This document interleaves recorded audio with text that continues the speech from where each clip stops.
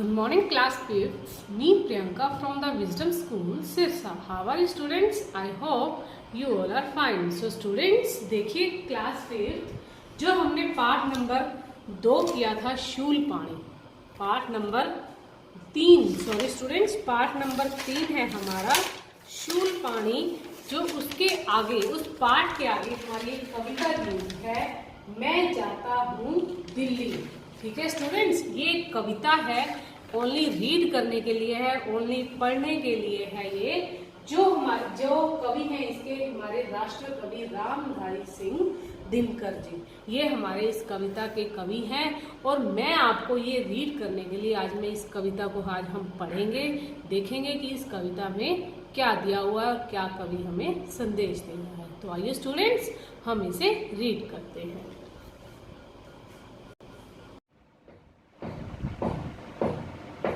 देखिए students, class 5th मैं जाता हूँ दिल्ली, ये कविता है हमारी। देखिए अब ये कविता जो है मैं आपको नेक्स्ट जब हम मिलेंगे क्लास में मैं आपको फिर समझाऊंगी, ओनली पढ़ने के लिए है। तो बच्चों हम इसे आज छोड़ देते हैं। एंड नेक्स्ट आज हम करेंगे पाठ नंबर 4, एक भारत श्रेष्ठ भारत। तो आज मैं आपको ये करवाऊंगी। तो स्टूडेंट्स साथ में एक स्टोरी मैं आपको बोलना चाहूँगी, क्यों? बिकॉज साथ में बेटे कंस्ट्रक्शन का वर्क चल रहा है, तो इसलिए आवाज़ ठक के आ रही है। तो स्टूडेंट्स आई होप कि आप इस बात को समझेंगे। अब देखिए ये जो हमारा पाठ नंबर 4 है, एक भारत श्रेष्ठ भारत।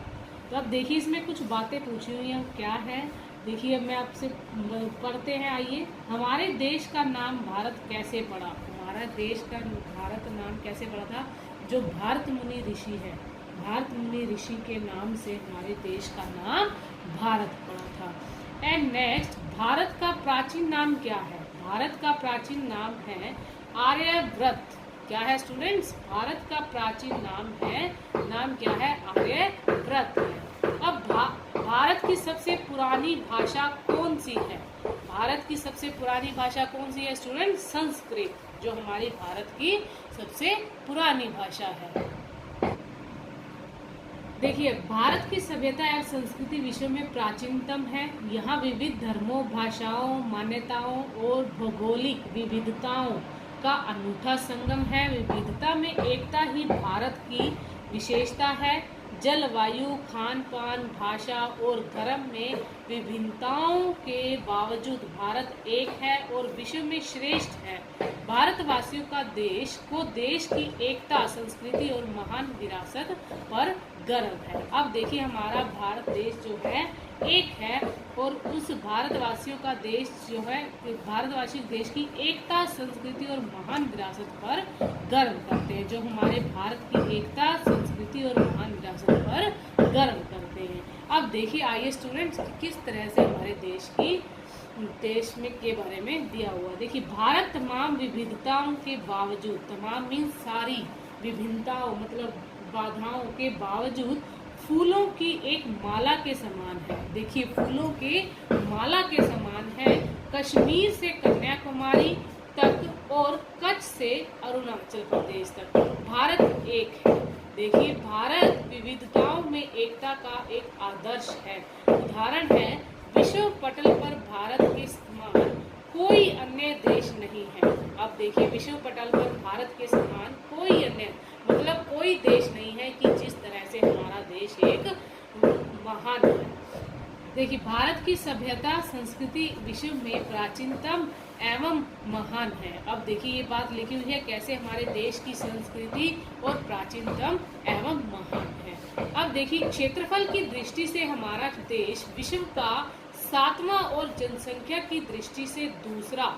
देखिए क्षेत्रफल की दृष्टि से हमारा देश विश्व का 7वां और जनसंख्या की दृष्टि से दूसरा सबसे बड़ा देश है। भारत विश्व का सबसे बड़ा लोकतंत्र है। हमारे देश में विश्व के सभी प्रमुख धर्मों को मानने वाले लोग रहते हैं। पर्वतराज हिमालय के गोद में बसे जम्मू और कश्मीर, हिमाचल प्रदेश, उत्तराखंड जैसे राज्यों में अत्यधिक ठंड पड़ती है।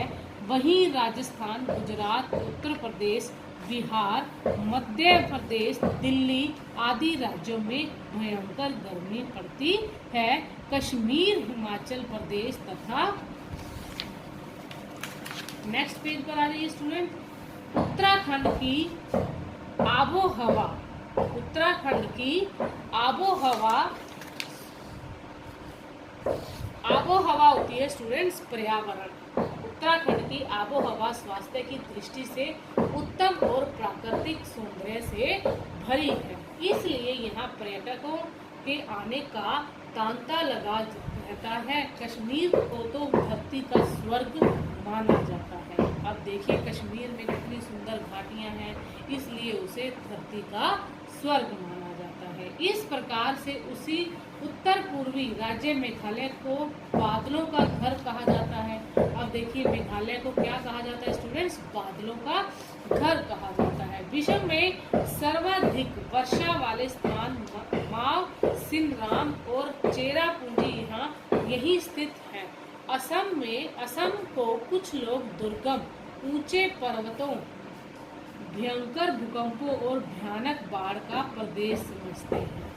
अब देखिए भौगोलिक दृष्टि से यह प्रदेश सचमुच ऊंचा नीचा अर्थात असम है। सिक्किम में वन संपदा प्रचुर मात्रा में है। यह जैव विविधता से भरपूर क्षेत्र है।